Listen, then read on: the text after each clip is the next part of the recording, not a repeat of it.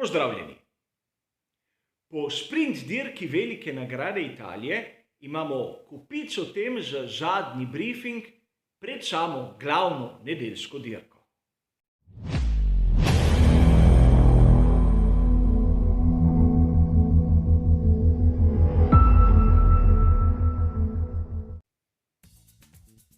In tudi tokrat, kot običajno, si bomo najprej ogledali tisto, kar nam je pokazal ta poizkusni nov način določanja štartnega vrstnega reda.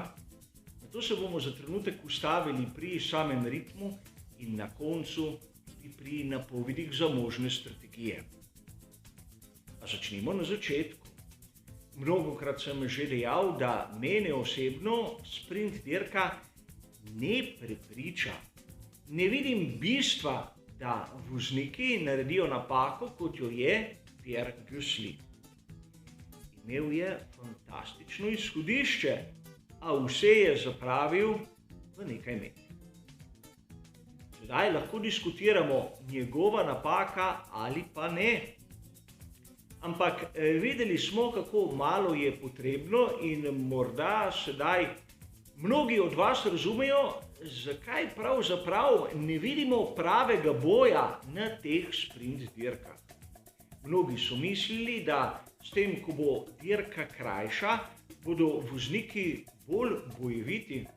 V resnici so bojeviti oni zadaj, kajti nimajo kaj izgubiti. Oni spredaj pa vozijo malce bolj po pameti, kot po tistem nagonu, ki ga imajo prirojenega. Ne moremo mimo katastrofalno slabega štarta Lewisa Hamiltona, ki je izgubil ogromno. Iz tistega favorita se je takoj po nekaj metrih spremenil v zasledovalca in ta zasledovalec bo imel kar nekaj težav. Videli smo, da ni bil sposoben prehiteti McLarena in to zaradi dveh posebnih razlogov. Poleg tistega, da ni hotel tvegati. Prvič, pnevmatike. Na McLarenu so imeli nameščene pnevmatike soft, na Mercedesu pnevmatike medium. In kot vidimo na tej grafiki, razlika precejšnja, približno 4 desetinke, vsaj tako trdijo pri Pirelliju.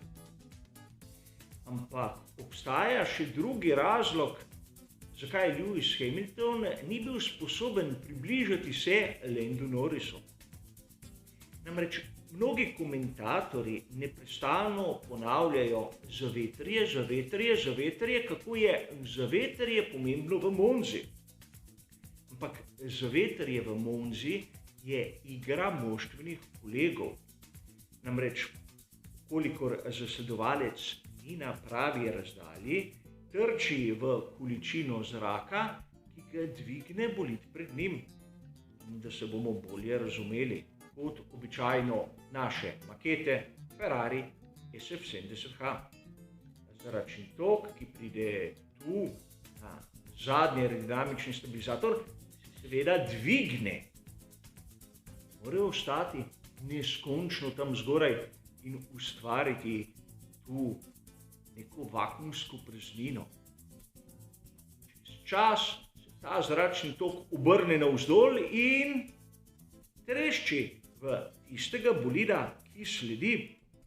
Torej, ukolikor bolid je preveč oddaljen, dobi dobesedno dvojno porcijo zvrtinčenega zraka in zato se ponavadi moštveni kolegi uporabljajo pri strategiji zavetrja, da oni spredaj dovoli onemu zadaj, da pride dovolj blizu in to mu dovoli edino tako, da stopi dobesedno stopalke za plin. A to med McLarenom in Mercedesom je nekaj, kar bomo težko videli. In ta dva razloga sta po mojem tista poglavitna, zakaj Lewis Hamilton je kvalifikacijsko dirko končal na 5. mestu. Zmagal jo je njegov moštveni kolega. Dirko začel iz zadnje vrste. zaradi menjav elementov pogonskega sklopa vseh kompletno. Namreč pravilnik je tak, da ukolikor nabereš več kot 15 kazenskih mest, začneš iz dna. In če bo Bottas začel že iz dna, so mu zamenjali vse elemente. Zakaj bi pa varčevali? Ampak zopet smo dobili nekaj, kar gre proti tistemu, kar so si verjetno pri Formuli 1 želeli. Zmagovalec sprint dirke bo pravo dirko začel od zadaj. Zakaj? Ker tako pravijo pravila. In to vse zaradi tega, ker hočejo ustvariti zabavo in nočejo izboljševati dirke. Zato sem skeptičen do tega formata. Ampak enkratna predstava za McLaren, ker smo videli, da MCL 35M je dobra šasija. Če se spomnite lanske dirke, Carlos Sainz mlajši je bil na drugem mestu, lovil je Pierrea Gaslija. Torej, šasija, ki že v lanski sezoni je kazala, da na taki tipologiji proge je konkurenčna. Rad bi poudaril nekaj, kar so mnogi spregledali. Danes je bil dan tako imenovanih drugih voznikov. Zmagal je Valtteri Bottas, na tretjem mestu Daniel Ricciardo. Ampak ne smemo pozabiti, da Nicolas Latifi je bil pred Georgeom Russellom in Nikita Mazepin pred Mickom Schumacherjem. In tudi to je nekaj. Pravi zmagovalec te sprint dirke, Max Verstappen. Na tej progi smo videli, da Red Bull je bil v težavah. Niso bili dovolj hitri, v mojem osebnem mnenju, samo zaradi pogonskega sklopa, kar sem že nekako obdelal v predhodnem prispevku. Ampak sedaj ima tisto pravo izhodišče, ima oba McLarena, ki mu bosta ščitila hrbet in lahko dobesedno mirno spi. V težavah so pri tovarniški ekipi Mercedes, kajti to je bila na papirju njihova proga. Če ne bodo izkoristili te priložnosti, bodo v velikih težavah. Poglejmo vsi malce, kaj pravijo tisti podatki. Namreč, lahko smo slišali po raznih virih, da Red Bull ima visoke končne hitrosti. Zdaj moramo biti zopet objektivni in primerjati končno hitrost Latifija s tisto, ki jo dosega Max Verstappen, je vse prej kot objektivno. Vidimo lahko, da Max Verstappen je res malce počasnejši na določenih merjenjih in to so končne hitrosti iz kvalifikacij, ampak ne bistveno odstopa od naprimer tovarniških Mercedesov. 4 km/h na teh ravninah z uporabo sistema DRS je nekaj, kar je sprejemljivo. Ampak mnogi so videli samo absolutno na lestvici, Maxa malce nižje. In takoj so začeli kričati, da je v težavah. Res, te podatki nam kažejo, da pri Red Bullu nimajo ekstremno visokih končnih hitrosti, ampak če pogledamo, kako je primerjava Mercedesa in ostalih bolidov v vožnjo skozi določeno tipologijo ovinkov, bomo ugotovili nekaj zanimivega. V tem grafu lahko opazimo, da hitrejši kot je ovinek, manjši je zaostanek, ki ga ima Red Bull. In tudi to nam nekaj pove, da pri ekipi iz Milton Keynesa so napravili izjemno dobro delo na aerodinamičnem področju. Imajo ogromno zračnega upora, le tisti oprijem pri počasnih ovinkih je tisti, ki jim malce manjka. Kot smo videli, sprint dirka je obrnila tisto razmerje moči, zato o kakem ritmu se mi ne zdi pametno govoriti. Kajti razumemo lahko, da Max Verstappen bo dirko kontroliral, medtem ko Lewis Hamilton bo moral napadati. V bistvu sta obrnila vlogi in meni osebno je bil Max izjemno všeč, ker je na sprint dirki zopet deloval zrelo. Vedel je, da Valtteri Bottas bo začel v ozadju. Zakaj bi ga napadal, kajti bistvo je začeti dirko iz prve štartne pozicije. Ali dobiti isto medaljo ali ne, konec koncev mislim, da bo preživel. In tudi razlika med 3 in 2 točkama je minimalna.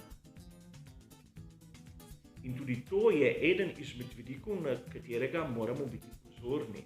Namreč Maxu Verstappenu v Monzi potrebno zmagati. Tu so prišli z Red Bulla samo z eno nalogo, zmanjšati potencialno škodo. Ampak iz tiste strategije zmanjševanja potencialne škode so prišli na položaj, kjer lahko v resnici dirko zmagajo. In to bo eden izmed glavnih elementov nedeljske dirke. Sedaj si bomo pogledali še možne strategije, malce bolj na dolgo tokrat. Namreč videli smo nekaj izjemno zanimivega. Glavne akterje, ki so začeli sprint dirko na pneumatikah medium in tako imenovane outsiderje, ki so sprint dirko začeli na pneumatiki soft. Mnogi so pozabili, da pneumatika soft C4 tu lahko zdrži 18 krogov in videli smo na McLarenu, da je to prekleto dobro delovalo. Sedaj, če vzamemo tisti zaostanek, ki so ga imeli ostali pred tovarniško ekipo Mercedes, 4 desetinke in več, bi lahko nekako predvidevali, da pri Mercedesu, kolikor bi začeli v prvi vrsti, bi si lahko privoščili začeti na medium pneumatiki, bolj varni. Medtem ostali na soft bi morali tvegati in bili bi nekako poravnani. Ampak, kolikor pogledamo tisto mojo napoved in verjemite, ni bilo časa za Pirelli, da bi sploh spisal strategije, lahko vidimo te 3 možne variante. Začeti na pneumatiki soft, peljati približno 20 krogov, krog več kot manj, in nato pneumatika medium za približno 33 krogov. Vem, izjemno tvegana strategija, ampak videli smo, da deluje, ukolikor so danes bolidi prevozili 18 krogov, so v tistem oknu, da je to možno. In pneumatika soft ter pneumatika medium je bistveno bolj hitra kombinacija kot pneumatika medium in pneumatika hard. Strategija deluje tudi obratno. Vidimo lahko, da tisti edini postanek je tam proti polovici dirke, tako da v bistvu, ukolikor obrnemo strategijo, nima ne vem kakšne prednosti. Namreč tu v Monzi je potrebno držati stik s svojim nasprotnikom. Smo že ugotovili, izjemno težko ga je dohiteti. Pojdimo na tisto drugo varianto. Tisto, kjer se začne na pneumatiki medium, odpelje od 20 do 30 krogov, kar je izjemno fleksibilno okno, in nato s pneumatiko hard 23 do 33 krogov.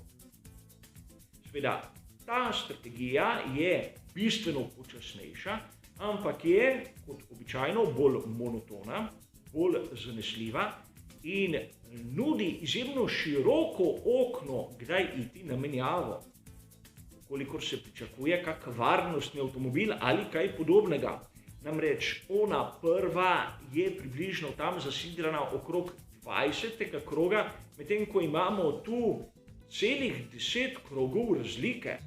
In tudi to je pomembno, čeprav smo videli danes na sprint dirki, da soft pneumatika nudi določeno prednost. In na koncu je treba dati še neko alternativo, ki je možna, lahko samo v teoriji, ampak treba je biti natančni. Dirko je možno začeti tudi na tisti najtrši pneumatiki. Čeprav bi bil ritem izjemno počasen, odpeljati tam okrog 35 krogov in na to 18 krogov do konca. Marsikdo bo rekel, zakaj se ne izbere obratnega vrstnega reda. Začeti na soft in na to na hard. Enostavno, po mojem mnenju, bi bila ta strategija preveč počasna. 18 krogov v zadnjem delu, svežo pnevmatiko in s praznim rezervoarjem bi nudilo bistveno hitrejši ritem. A ta zadnja strategija, kot sem vam povedal, je po mojem mnenju samo teoretična, možna samo na papirju in resno dvomim, da jo bo kdo jutri sploh zbral. Ampak v našem običajnem komentarju si bomo ogledali prvo, kaj so povedali pri Pirelliju, primerjali s temi strategijami, ki sem jih nekako dognal sam, in na to te dve teoriji bomo tudi preverili v praksi, kaj so naredili na dirki za veliko nagrado Italije. A mislim, da smo dobili kar nekaj zanimivih iztočnic za razmišljanje. Za zadnji briefing je pa to vse. Hvala za vašo pozornost ter seveda nasvidenje.